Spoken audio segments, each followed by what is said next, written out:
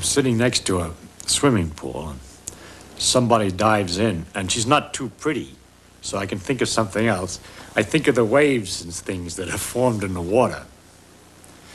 And when there's lots of people have dived in the pool, there's a very great choppiness of all these waves all over the water. And to think that it's possible, maybe, that in those waves is a clue as to what's happening in the pool. That some sort of insect or something with sufficient cleverness could sit in the corner of the pool and just be disturbed by the waves, and by the nature of the irregularities and bumping of the waves, have figured out who jumped in, where and when, and what's happening all over the pool. And that's what we're doing when we're looking at something. The light that comes out is waves, just like in the swimming pool, except in 3 dimensions instead of the 2 dimensions of the pool. They're going in all directions. And we have an 1/8 of an inch black hole into which these things go, which is particularly sensitive to the parts of the waves that are coming in a particular direction. It's not particularly sensitive when they're coming in at the wrong angle, which we say is from the corner of our eye. And if we want to get more information in the corner of our eye, we swivel this ball about so that the hole will move from place to place. Then it's quite wonderful that we can figure out so easy. That's really because the light waves are easier than the waves in the water are a little bit more complicated. It would have been harder for the bug than for us, but it's the same idea, to figure out what the thing is that we're looking at a distance. And it's kind of incredible, because when I'm looking at you, someone standing to my left can see somebody who's standing at my right. That is, the light could be going right across this way. The waves are going this way. The waves are going this way. The waves are going this way. It's just a complete network. Now, it's easy to think of them as arrows passing each other, but that's not the way it is, because all it is something shaking. It's called the electric field, but we don't have to bother with what it is. It's just like the water height is going up and down.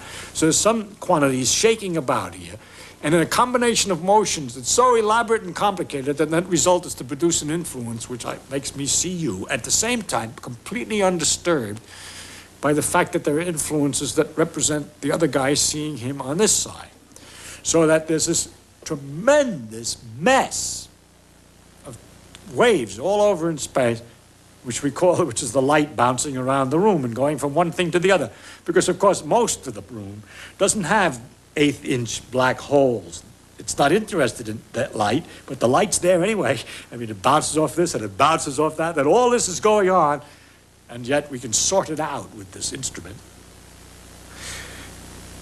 But beside all that, you see, those waves that I was talking about in the water, maybe they're so big, some of them, and then you could have slower swashes, which are longer and shorter. And perhaps our animal who's making his study is only using waves between this length and that length.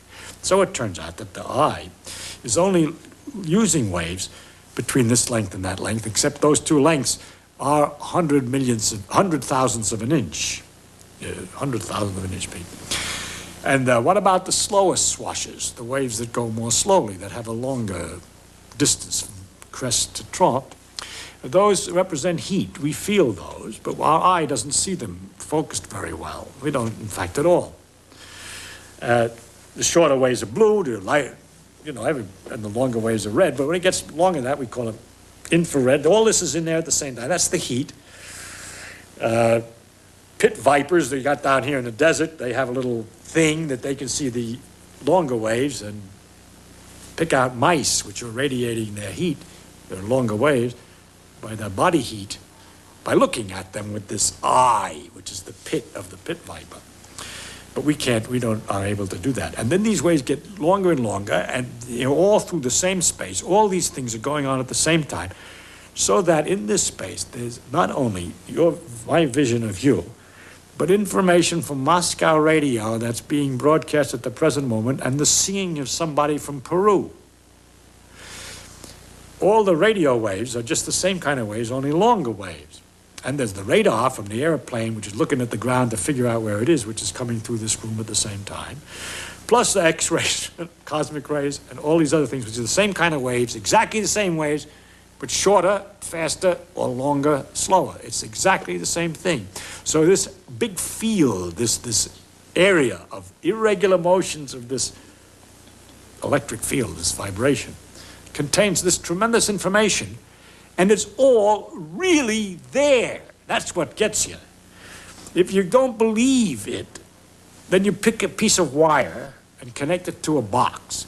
And in the wire, the electrons will be pushed back and forth by this electric field, sloshing just at the right speed for a certain kind of long ways. And you turn some knobs on the box to get the sloshing just right, and you hear Radio Moscow. Though you know that it was there. How else did it get there? It was there all the time. It's only when you turn on the radio that you notice it. But that all these things are going through the room at the same time, which everybody knows but you got to stop and think about it to really get the pleasure about the complexity, the inconceivable nature of nature.